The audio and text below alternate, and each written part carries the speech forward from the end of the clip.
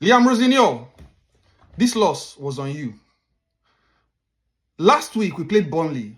We considered a goal from a corner kick, and then we had a red card. This week again, consider 2 goals from 2 corner kicks and a red card. Tell me why you didn't spend this entire week practicing how to defend corner kicks, especially against an Arsenal team that has scored 23 goals from corner kicks in all competitions this season. If you had learnt your lesson, right, you should have watched some of the, what's his name, Enzo Maresca's game against Arsenal. Yes, we lost, but you saw the way he defended against Arsenal's corner. We didn't put 11 men in the 18-yard box. We threw some men up front. So that way, Arsenal don't have to bombard all those physical players in the 18-yard box and then cause chaos. Reece James, that is physical, could not contain Gabriel that headed that ball back inside the 18-yard box for Saliba to finish. It's very shameful. It's very shameful.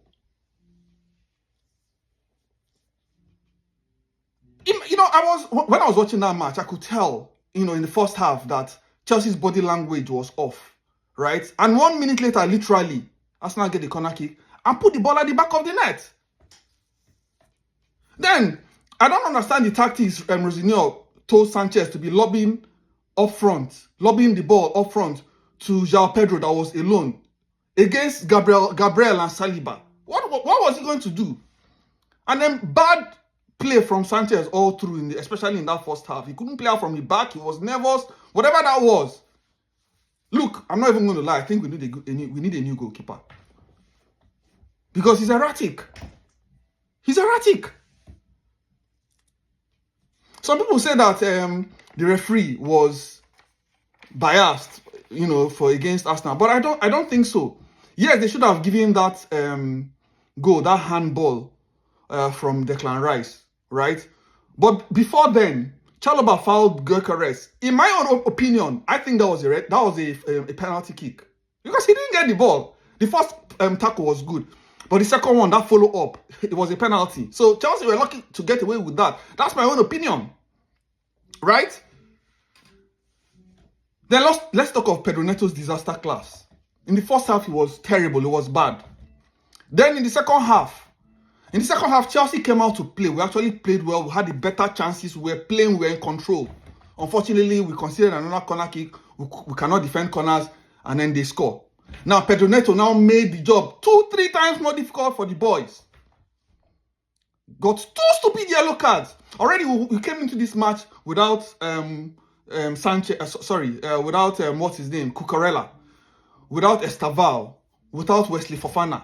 So it was going to be difficult already. And then getting that red card against Arsenal at the Emirates, playing with 10 men. And kudos to the boys. Even without 10 men, we still created chances enough to equalize. Honestly, we didn't deserve to lose this match today. A draw would have been perfect. But it is what it is in football. It is what it is in football. But look, the good thing is that I'm happy with some of the players today, especially the young players like Hato and Madusa making his full debut against Arsenal. There's hope for me for the defense in future. And you see that combination of Sarr and Chalobah, it worked very well because Arsenal couldn't really create much from open play. We defended well. All those frantic defending that we did was early in the first half when Sanchez was making stupid and silly pass mistakes. Otherwise, Hato was very good. You could see he was playing without fear. He was bumping forward. He was defending well. You know, so I'm really happy. I was really worried initially when I saw his name. You know, his name in the starting lineup. But kudos to him. He stepped up today. So that's what made me happy. Anyways, congrats to Arsenal. This keeps their dream alive for the title, right? It's looking like Arsenal will win at least 1 or 2 trophies this year, right? Luckily, they have a good path in the Champions League. They are in the running for the EPL. They are going to play Man City in Carabao Cup final. So they've had a good season, and I'll be surprised if they don't come away with 1 or 2 trophies.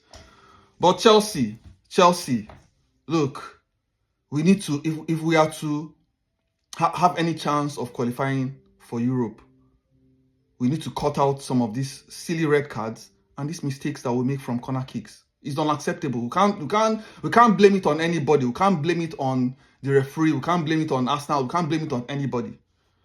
And for crying out loud, we cannot continue to lose to Arsenal. We can't continue to lose to Arsenal. Look at it. See, this what Tottenham is to us is what we are to Arsenal. And that is what it is. Tottenham are our wife. We are our wives to Arsenal. We have to get our acts together. Yes, you can say that we are unlucky to not to have our full strength squad most times when we play Arsenal. But last time Arsenal came to Stamford Bridge, they were without their two centre backs, Saliba and Gabriel, and they still came out with a draw, even though we had a red card against Caicedo. But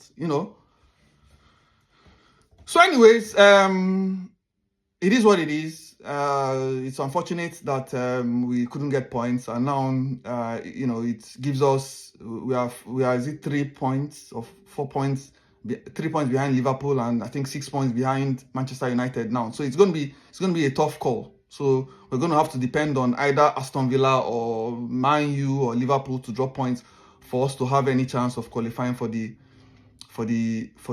top 4 or top 5. Okay, anyway, that's a roundup of the game between Arsenal and Chelsea. Next game is against Aston Villa, and we hope that we can go to Aston Villa and pick up points, right? For the fact that Aston Villa lost against Wolves shows that they are vulnerable. Yes, it's a West Midlands derby, but then it shows that they are vulnerable, or rather they are beatable, and we can actually go to Villa Park and beat them. So I will encourage the boys to dust their chin, cut out those mistakes, cut out the red cards. Rosenoir, this is on you to talk to these boys about getting yellow cards. We can't continue to get this kind of silly red cards. Fofana, very silly red card. Pedro Neto, you're already booked for what's it called? And then you go and dive and get another yellow card. We shouldn't be getting those cards. Look, if we're getting red cards, it should be for maybe denying a goal, clear scoring opportunity. Let's say we are leading 1-0 and it's 90th minute. We just don't want to equalize. That's the kind of red card for me that is forgivable. Not this kind of stupid red cards. So, for me, today's loss was on Pedro Neto and for Rosenoir, and then the set piece coach for conceding 2 goals again against corner kicks. Thank you.